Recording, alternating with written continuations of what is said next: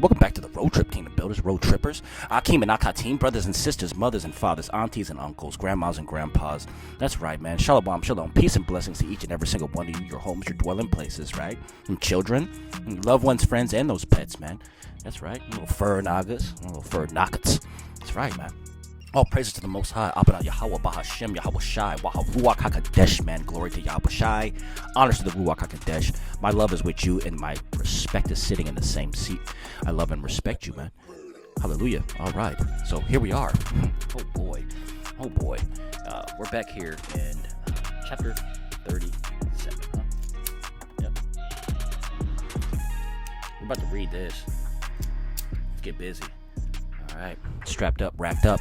Ready to go. All right, man. So you got a few moments if you want to get your scriptures, your scrolls, right, your scripts, right, your documents, man. Get them out. Read them. Read with me, man. If not, then just sit back and just understand I'm going to do the best that I possibly can. I will make mistakes. I guarantee you that. But I'm going to try my best to keep them to a minimal, to a minimal, right? To a minimum. There you go. All right. No further ado. The book of Sirach, chapter 37. Friends and family. Let's begin.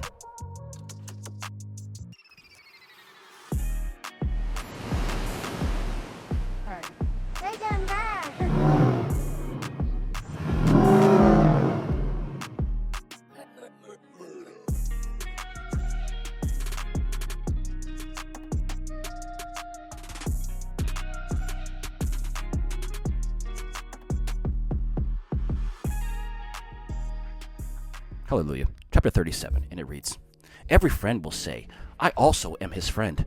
But there is a friend, which is only a friend in name. Is there not a grief, and it even to death, where a companion and friend is turned to an enmity? O wicked imagination, from where came you rolling in to cover the dry land of deceitfulness? There is a companion which rejoices in the gladness of a friend, but in time of affliction will be against him. There is a companion which for the belly's sake labors with his friend. In the face of battle will take up the buckler. Forget not a friend in your soul, and be not unmindful of him in your riches. Every counselor extols counsel, but there is that counsels for himself. Let your soul beware of the counselor and know beforehand what his interest is. For he will take counsel for himself, lest he cast the lot upon you, and say to you, Your way is good, and he will stand near you, and see what will happen to you. Take not counsel with one that looks askance to you, at you, and hide your counsel from such as are jealous of you. Take not counsel with a woman about her rival. Don't take counsel with a woman about her rival. Like, don't talk to a woman about someone she's jealous of. Don't even get in that conversation. Neither with a coward about war, nor with a merchant about exchange, nor with a buyer about selling, nor with an envious man about thankfulness, nor with an unmerciful man about kindliness, nor with a sluggard about kind of work, any kind of work. He's not going to do it. Nor with a hireling in your house about finishing his work, nor with an idle servant about much business. Give not heed to these in any manner of counsel. Don't do it. Don't do it. Okay? All right? Just don't do it. All right. Verse 12, and it reads, But rather be continually with a godly man, whom you will have known to be a keeper of the commandments, who is in soul as your own soul, and who will give grief with you. If you will miscarry, and make the counsel of your heart to stand, for there is none more faithful to you than it. For a man's soul is sometimes won't it bring him tidings? More than 7 watchmen that sit on high in the watchtower. And above all this entreat the Most High, that he may direct your way in truth. Let reason be the beginning of every work, and let counsel go before every action. As a token of the changing of the heart, for manner of things do rise up, good and evil, life and death, and that which rules over them continually is the tongue. There is one that is shrewd and the instructor of many, and yet is unprofitable to his own soul. There is one that is subtle in words and is hated. He will be destitute of all food, For grace was not given him from the Most High, because he is deprived of all wisdom. There is one that is wise to his own soul, and the fruits of his understanding are untrustworthy in his mouth. A wise man will instruct his own people, and the fruits of his understanding are trustworthy. A wise man will be filled with blessing, and all those who see him will call him happy. The life of a man is counted by days, and the days of Yasharel are innumerable. The wise man will inherit confidence among his people, and his name will live forever. My son, prove your soul in your life, and see what is evil for it, and give not that to it. For all things that are profitable for all men, neither has every soul pleasure in everything. Don't be insatiable in any luxury, and don't be greedy in things that you eat. For in multitude of meats there will be disease, and surfeiting will come near the colic. Because of surfeiting, because of surfeiting have many perished, but he that takes heed will prolong his life. That's the end of chapter 27. Sorry, Salake, for the little hiccup there. You know what I'm saying? The words kind of bleed together sometimes. Very small print, all right? So let's get 38. Let's get ready to get some more, all right? You ready? Let's do it. Let's continue, family. 38, and it reads, honor a physician according to your need of him, with the honors due to him. For truly the Most High has created him. For the Most High comes healing, and from the king he will receive a gift. The skill of the physician will lift up his head, and in the sight of great men he will be admired. The Most High created medicines out of the earth, and a prudent man will have no disgust at them. Was not water made sweet with wood? That the virtue thereof might be known? And he gave men skill, that they might be glorified in his marvelous works. With them does he heal a man, and takes away his pain. With these will the apothecary make a confection, and his works will not be brought to an end. And from him is peace upon the face of the earth. My son, in your sickness be not negligent, but pray to the Most High, and he will heal you. Put away wrongdoing, and order your hands aright, and cleanse your heart from all manner of sin. Give a sweet savor and a memorial of fine flour, and make fat your offering as one that is not. Then give peace to the physician, for truly the Most High has created him, and let him not go from you, for you have need of him. There is a time when in their very hands is the issue of good, for they also will implore the Most High, that he may prosper them in giving relief and in healing for the maintenance of life. He that sends before his Maker, let him fall into the hands of the physician. My son, let your tears fall over the dead, and as one that suffers grievously begin lamentation, and wind up his body according to his due, and neglect not his burial. Make bitter weeping, and make passionate wailing, and let your mourning be according to the merit, for one day or two, lest you be spoken evil of, and so be comforted for your sorrow. Please. For sorrow comes death. For of sorrow comes death, and sorrow of heart will bow down to strength. In calamity sorrow also remains, and the poor man's life is grievous to the heart. Don't give your heart to sorrow. Put it away, remembering the last end. Don't forget it, for there is no returning again. Him you will not profit, and you will hurt yourself. Remember the sentence upon him, for so also will be yours. Yesterday for me, and today for you. When the dead is at rest, let his remembrance rest, and be comforted for him when his spirit, his ruach, departs from him. The wisdom of the scribe comes by opportunity of leisure, and he that has little business will become wise. All right, verse 25. How will he become wise that holds the plow, that glories in the shaft of the goad, and drives oxen, and is occupied in their labors, and whose discourse is of the stock of bulls? Who? He will set his heart upon turning his furrows, and his wakefulness is to give his heifers their fodder. So is every craftsman and master workman that passes his time by night as by day. They that cut gravings of signets, and his diligence is to make great variety. He will set his heart to preserve likeness in his portraiture of will, and will be wakeful to finish his work. So is the smith sitting by an anvil, and considering the unwrought iron. The vapor of the fire will waste his flesh, and in the heat of the furnace he will wrestle with his work. The noise of the hammer will be ever in his ear, and his eyes are upon the pattern of the vessel. He will set his heart upon perfecting his work, and he will be wakeful to adorn them perfectly. So is the potter sitting at his work and turning the wheel about with his feet. So is always anxiety set at his work, and all his handiwork is by number. He will fashion the clay with his arm, and will bend its strength in front of his feet. He will apply his heart to finish the glazing, and he will be wakeful to make clean the furnace. All these put their trust in his hands, and each becomes wise in his own work. Without these will not a city be inhabited, and men will not sojourn, nor walk up and down therein. They will not be sought for in the council of people, and in the assembly they will not mount on high.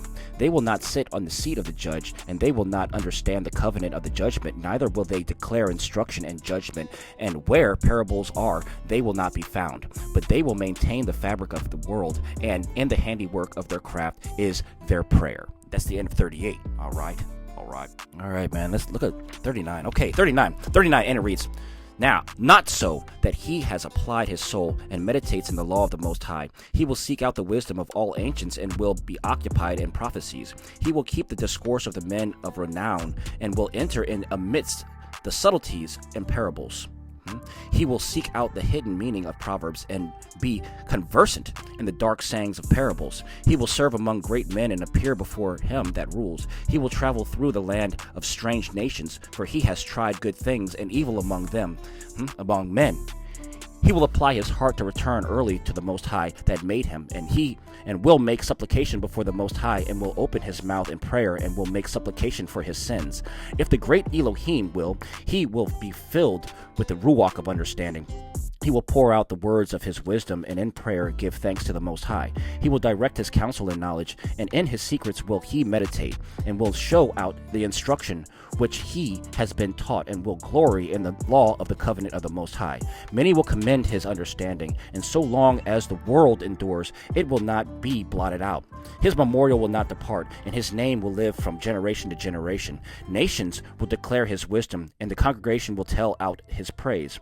If he continues, he will leave a greater name than 1,000, and if he dies, he adds thereto. Yet more I will utter, which I have thought upon, and I am filled as the moon at the full. Listen to me, you Kodesh children, and bud out as a rose growing by the brook of water, and give you a sweet savor as frankincense, and put out flowers as a lily. Spread abroad a sweet smell, and sing a song of praise. Bless you the Most High for all his works. Magnify his name and give utterance to his praise with the songs of your lips and with harps. And so will you say when you utter his praise. All the works of the Most High are exceedingly good, and every command will be accomplished in his season. None can say, "What is this? What is this?" For in his season they will all be sought out. In his word the waters stood as a heap, and the receptacles of water at the word of his mouth. At his command is all his good pleasure done, and there is none that will hinder his salvation. The works of all flesh are before him, and it is not possible to be hid from his eyes. He sees from everlasting to everlasting, and there is nothing wonderful before him. None can say, "What is this? What is this?" For all things are created for their uses, for his uses. His blessings cover the dry land as a river, and saturated it as a flood. As he has made the water salty, so will the heathen inherit his wrath. His ways are plain to the Kodesh. So are they stumbling blocks to the wicked. Good things are created from beginning for the good. So are evil things for sinners. The chief of all things necessary for life of man are water and fire and iron and salt and flour and wheat and honey and milk. The blood of the grape and the oil of the clothing. All these things are for good to the godly. So to the sinners they will be turned into evil. There be winds that are created for vengeance, and in their fury lay on the scourges heavily. In the time of consummation, they pour out their strength, and will appease the wrath of him that made them. Fire and hail and famine and death, and all these that created for vengeance. Teeth of the wind, beasts and scorpions and adders, and the sword punishing the ungodly to destruction. They will rejoice in his commandment, and will be made ready upon the earth when need is. And in their season they will not transgress his word. Therefore, from the beginning I was resolved, and I thought this, and left it in writing. All the works of the Most High are good, and he will supply every need in his season, and none none can say, "This is worse than that," for they will all be well approved in their season. And now, with all your heart and mouth, sing you praises and bless the name of the Most High Yahweh. And that's the end of chapter 39. All right, 39 to the door. Do you got time for 40? Because I got time for 40. I'm going to read 40. You got time? I got time. You got time? All right, let's get it, man. Chapter 40, and it reads, "Great travail is created for every man, and heavy yoke is upon the sons of Adam, from the day of their coming out of their mother's womb, until the day for their burial, in the mother of all things. The expectation of things to come in the day of death trouble their thoughts and cause fear to heart. From him that sits on a throne of glory, even to him that is humbled in the earth of ashes, from him that wears a purple and a crown, even to him that is clothed with a hempen frock. There is wrath and jealousy and trouble and disquiet, the fear of death and anger and strife. And in the time of rest upon his bed, his night sleep doth change his knowledge. A little or nothing is his resting, and afterward in his sleep, as in the day of keeping watch, he is troubled in the vision of his heart, as one that escaped from the front of battle. In the very time of his deliverance he awakens, and marvels at the fear of is nothing. It is so with all flesh, from man to beast, and upon sinners sevenfold more. Death and bloodshed and strife and sword, calamities, famine, suffering and scourge. All these things were created for the wicked, and because of them came the flood. All things that are of the earth turn to the earth again, and all things that are of the waters return to the sea. All bribery and injustice will be blotted out, and good faith will stand forever. The goods of the unjust will be dried up like a river, and like a great thunder and rain will go off in noise. In opening his hands a man will be made glad. So will transgressors utterly fail. The children of the ungodly will not put out many branches, and are as unclean roots upon sheer rock. The sedge that grows upon every water and bank of the river will be plucked up before all grass. Bounty is as the garden of blessings, and almsgiving endures forever. The life of one that labors and is content will be made sweet, and he that finds a treasure is above both. Children and the building of a city establish a man's name, and a blameless wife is counted above both. Wine and music rejoice the heart, and the love of wisdom is above both. The pipe and the lute make pleasant melody, and the pleasant tongue is above both. Your eye will desire grace and beauty, and above both the green blade of corn. A friend and a companion never meet amiss, and a wife with her husband is above both. Brethren and help are for a time of affliction, and almsgiving is a deliverer above both. Gold and silver will make the foot stand sure, and counsel is and esteem is above them both. Riches and strength will lift up the heart, and the fear of the Most High is above both. There is nothing lacking in the fear of the Most High, and there is no need to seek help therein. The fear of the Most High is a garden of blessing, and covers a man above all glory. My son, lead not a beggar's life. Better is it to die than to beg. A man that looks to the table of another, his life is not to be counted for a life. He will pollute his soul with another man's meats, but a man wise and well instructed will beware thereof. In the mouth of the shameless, begging will be sweet, and in his belly a fire will be kindled. And that's the end of chapter 40. We're going to close that up right there. Hallelujah. That's it, family. We're going to close that up right there. Hallelujah. In the meantime, in between time, shalom, shalom, peace and blessings to each and every single one of you, your dwelling places, your homes, mishpachah. I love y'all, man. I'll see you on the next one, man. It's going to be Sirach chapter 41. All praises to the Most High. I love you. See you.